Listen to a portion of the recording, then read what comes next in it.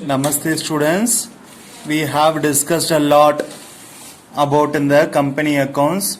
Today a new chapter, new topic is known as calls in advance. Very short chapter. This short topic is this. So please understand and watch it fully. Don't skip because it may fetch more than 5 marks in your public exams. So I am going to explain it. The excess amount paid over the called up value of a share is known as calls in advance. அதாவது ஒரு ஷேருக்கு விட எக்ஸஸாக நம்ம பே பண்ணுறதுக்கு தான் என்ன பேர் calls in advance over the called up value. அவங்க கூப்பிட்டதுக்கு மேலே நம்ம பே பண்ணுறது that is calls in advance. It is the excess money paid on application or allotment of calls. Such excess amount can be returned or adjusted towards future payments.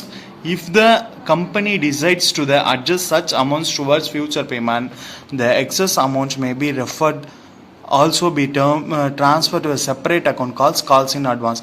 அதாவது இந்த excess அமௌண்ட்டை என்ன பண்ணுவாங்கன்னா ஃபியூச்சர் பேமெண்ட்டுக்கு அட்ஜஸ்ட் பண்ணுறதுக்கு வச்சுப்பாங்களாம். இப்போ இல்லை, ஃப்யூச்சரில் ஏதாச்சும் அலாட்மெண்ட்டுக்கோ இல்லைனா ஃபைனல் கால்க்கோ இல்லை ஃபஸ்ட் கால்க்கோ அப்போ அலாட்மெண்ட்டுக்கு இதை வச்சுப்பாங்க.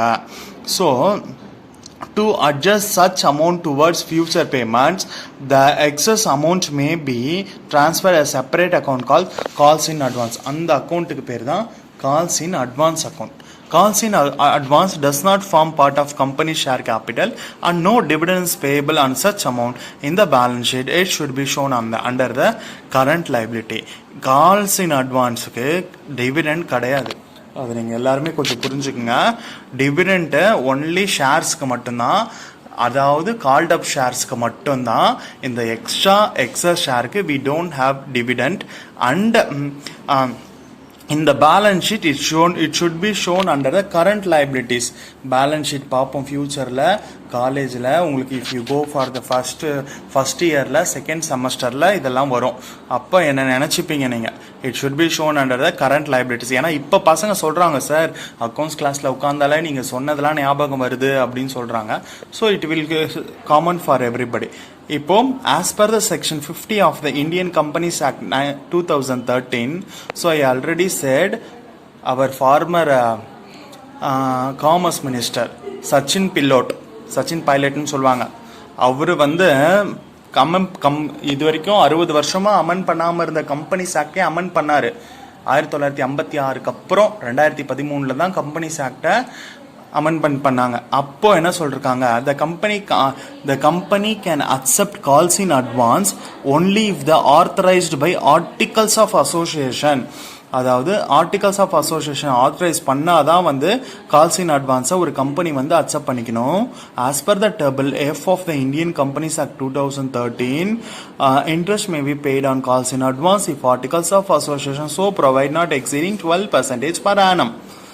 டேபிள் எஃப் என்ன சொல்லுதுன்னா, ஆர்டிகல்ஸ் இஃப் அசோசியேஷனில் கம்பெனிஸ் ஆக்ட் 2013 இன்ட்ரெஸ்ட் பே பண்ணலாம் calls in advance if articles of association so provide not exceeding 12% per annum. 12%க்கு பர் ஆனம் வந்து என்ன பண்ணலாம், அது வரைக்கும் நம்ம இன்ட்ரெஸ்ட் கொடுக்கலாம்.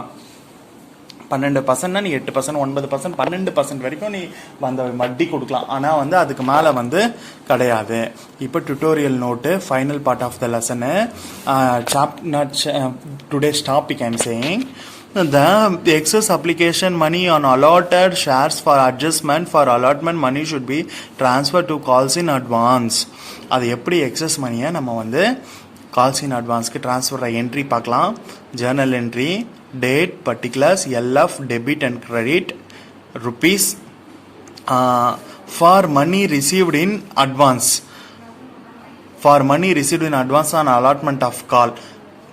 அட்வான்ஸாக மணி கொடுத்துருக்காங்க, அலாட்மெண்ட்னா மணி நம்மக்கிட்ட வருமா, கேஷாக வருமா, பேங்க்கில் வருமா. நான் ஆல்ரெடி சொல்லியிருக்கேன் பேங்க் மூலமாக தான் எல்லா டிரான்சாக்ஷனும் நடக்கும். அப்போ bank account attach to calls in advance account debited, அந்த அமௌண்ட் அங்கே போட்டுக்கணும். For adjusting towards calls. அதை வந்து அந்த காசை அவங்கிட்ட திருப்பி தராமல், இத்தனை முறை திருப்பி கொடுத்துட்டு இருந்தோம், இப்போ திருப்பி தராமல் அட்ஜஸ்ட் பண்ணுறதுக்கு வந்து calls in advance account attach to share capital account. Calls in advance account attach to share call, I am very sorry, for adjusting towards calls வந்து calls in advance account attach to share call account. அது first காலாக இருக்கலாம், second காலாக இருக்கலாம், final காலாக இருக்கலாம். So புரிஞ்சுதா students? இன்னைக்கு உங்களுக்கான ஹோம் ஒர்க்னா இந்த 2 ஜேர்னல் என்ட்ரியை 2 டைம்ஸ் எழுதி அனுப்புங்க. அதுக்கப்புறம் you should have the conceptual clarity about these 2 journal entries and the concept.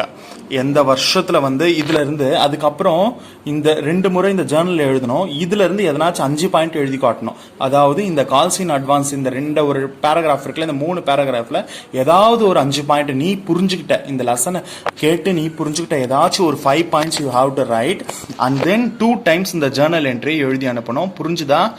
2 work கொடுத்துருக்கேன். 2 times you have to write this journal entry and any 5 points from this calls in advanced topic. You should have the conceptual clarity in it. Thank you, students.